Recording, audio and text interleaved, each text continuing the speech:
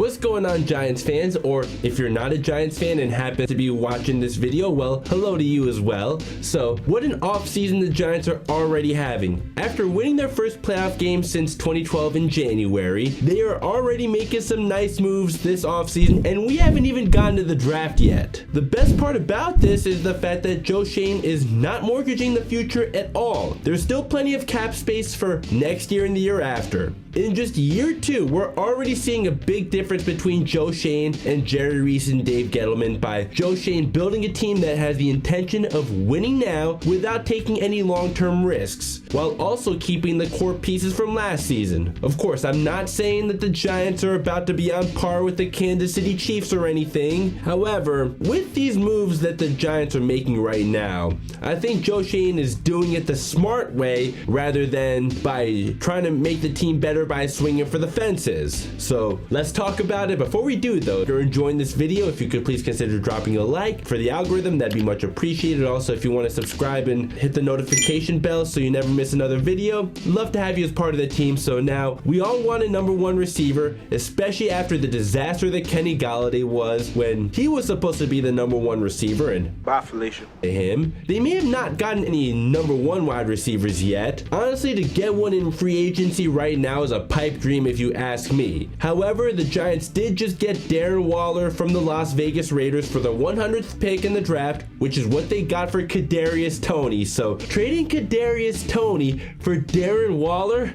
I love you, Schoen. Let's talk about what Darren Waller can bring to the table. He was a Pro Bowler in 2020, but since then he has had some injuries and missed nearly half the season last year. That may be a red flag, especially when the Giants have had a multitude of injuries for years. At least the turf in MetLife is changing this year though. On to the positives though. There's definitely plenty of more positives than negatives. He's a big targeted tight end that can easily carry the load. That's something the Giants have not had in a long time. He's also a guy that thrives under run-first offenses, which we know the Giants very much are. There's no risk whatsoever here because if he gets injured or just doesn't pan out, as he's barely making any money this year, he's easy to move on from. He'll likely at least stick around for 2 seasons, and then after that you can save $7 million by cutting him before June 1st. I also want to mention that until last year, the Giants have had one of the worst red zone offenses. Last year they were actually 5th in red zone touchdown percentage, a little more than 20 points above what they were in 2021. Now with a presence like Darren Waller, it's about to be real scary hours in the red zone for the Giants, unlike the fake scary hours that Ben Simmons claimed when he got traded to the Brooklyn Nets. The Raiders pretty much gave the Giants Darren Waller, or you could probably even say donated him, so thank you to the Las Vegas Raiders, and thank you Schoen for making this trade. The next big move that I want to talk about is Bobby Okereke. He's a much needed upgrade at linebacker, something that the Giants desperately needed. I'll talk more about the offense again a little bit, but for now I want to focus on the defense, particularly Bobby Okereke. Linebacker was easily the biggest weakness on the Giants defense last year, and they just brought in a guy who's solid in coverage, has a great nose for the ball, and is really good at anticipating the run. The Giants had a bad run defense last season. Okereke should definitely help with that. The Giants signed him to a 4-year, $40 million deal with $22 million guaranteed. I really like this move, and I think that he will make an immediate impact. There's also Rakeem Roches, a defensive tackle from the Buccaneers, who was starting for the Buccaneers in their Super Bowl run a couple years ago, and he's another guy I expect to be big for stopping the run, which the Giants struggled against last year, so Schoen is wasting no time addressing the Giants' needs. Last season was fun, but we knew the whole time that this team has some weaknesses to address, as they definitely weren't contenders at all, but the fact that they overachieved was definitely fun. Still work to do though, and Schoen is already getting to work before the draft. I also like that Schoen is not going after anyone just because the media or we as fans are talking about them. We saw how that backfired when Dave Gettleman tried to address a wide receiver problem by signing Kenny Golladay because he and Allen Robinson were the biggest names on the market 2 years ago. Well, they both fell off a cliff. Kenny Golladay, as we know, didn't pan out at all. This time around, nothing the Giants are doing is influenced by the media or us fans, and I think that Daniel Jones contract proves that too. Now, speaking of the Daniel Jones contract, I know Daniel Jones is a very divisive topic with this fan base. I try to stay somewhere in the middle. He got paid more than I would have liked, but do I think this is going to kill the Giants? Absolutely not. I did make it clear that I want him back, but I didn't exactly want him at that price. You know what though? It'll only look like a slightly above average contract in a few years anyways, when Jalen Hurts, Joe Burrow, Trevor Lawrence, and Justin Herbert will definitely get much bigger contracts, so I'm not really worried there. The Giants also tagged Saquon Barkley, so good to have him back for another year.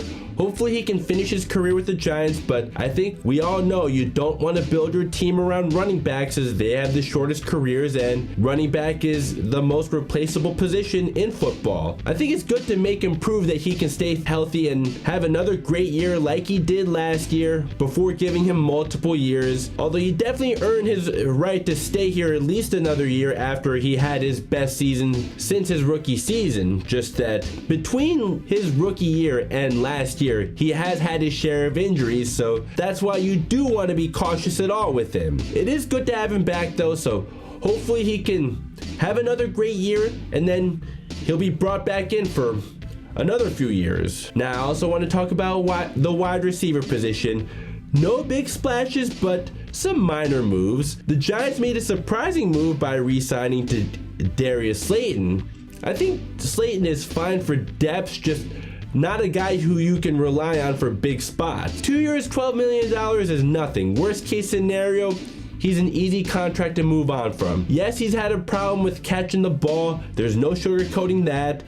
But we've seen him make some big plays and have some big games going back to his rookie season here and there. And he did have a career high in catch percentage, so it's a move that I'm just okay with. And I also do think that Brian Daboll was able to get the best out of him last year. The Giants are also getting some depth by getting Parris Campbell, who's a speed demon. He ran a 4.31 40 and is capable of playing in both the slot and outside. He did just have his best statistical season, which I know is not saying much at all, but let's keep in mind that the Colts had a really bad quarterback situation with Matt Ryan no longer being the same guy. He's way past his prime, and also Nick Foles not being the Super Bowl MVP he was with the Eagles or the Pro Bowler he was in 2013. Far from that, actually. He threw 0 touchdowns and 4 interceptions in the 3 games he played. Parris Campbell is coming to a team that has much more stability. I'm not expecting him to be a number 1 receiver, but he's a guy I think could have an impact, especially now that he is in a much better situation than he was with the Colts. If you're a Giants fan, doesn't it feel amazing to be able to say that you can actually believe in your team and to be able to say that your team has stability? I know I was optimistic after the 2020 season. That sure was dumb of me, but this time I really don't see why I shouldn't have a reason to believe in my team. Now, I didn't expect to bring back Sterling Shepard, but he's back now, and he may not be back to really contribute on the field much now when he's been as injured as he's been throughout his career, especially coming off an Achilles tear. But I do think he may be able to give this team a veteran presence, so that's probably what made Joe Schoen bring him back. Now, I sure would love Odell Beckham Jr. back, as I'm sure that many other Giants fans would love to as well, but of course for minimal money after 2 ACL tears and not having played for over a year, he at least would be good for selling tickets, but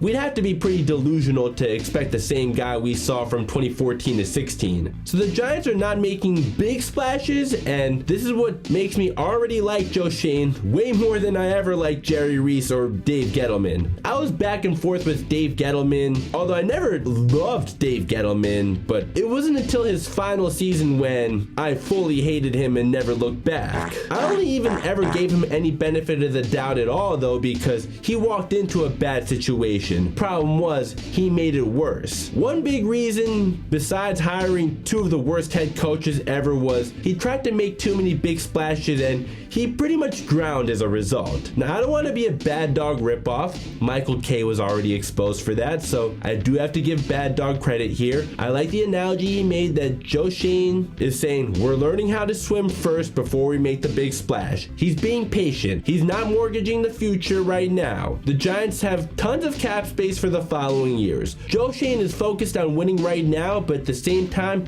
he won't mortgage the future. The big mistake that Jerry Reese made in the 2016 offseason by going all out on the defense, which only panned out for one season, and he didn't know how to draft. Now, as for the draft, which the Giants still have 10 picks in, being a USC fan, I'd definitely love to have Jordan Addison. So then there's him, Leonard Williams, and Adoree Jackson, 3 former USC Trojans with the Giants. Although, of course, don't draft him just because I say draft him. Just, I definitely would love to have him as a wide receiver if he's available. Also, of course, work on that offensive line, but I'm not giving up on Evan Neal yet. Give him another year to prove that he's worth the 7th overall pick, and if he's still underwhelming next year, then we can be concerned about him. The Giants haven't done anything about the offensive line yet, but I expect that to be done during the draft. So that's it for this video. If you did enjoy this video, if you could please consider dropping a like to help out in the algorithm, subscribe and turn on notifications so you never miss another video. Your support is much appreciated. Links to my social media are down below. Please let me know in the comments what you think of these moves. If you love them, you hate them, feel free to give me a mock draft if you'd like, although I'll admit my knowledge of college sports isn't nearly on par with my knowledge of pro sports. I'm still happy to listen to your ideas, so feel free to share them with me. Or if you're a fan of another team, I can't promise that I can make a video about your team, but if you want me to, I can at least do my best. So if you want me to do that, please let me know in the comments. If you want to click either of these videos up above, I'm sure you'll love whichever one you choose to click on. So thank you so much for watching. Go Giants. See you next time.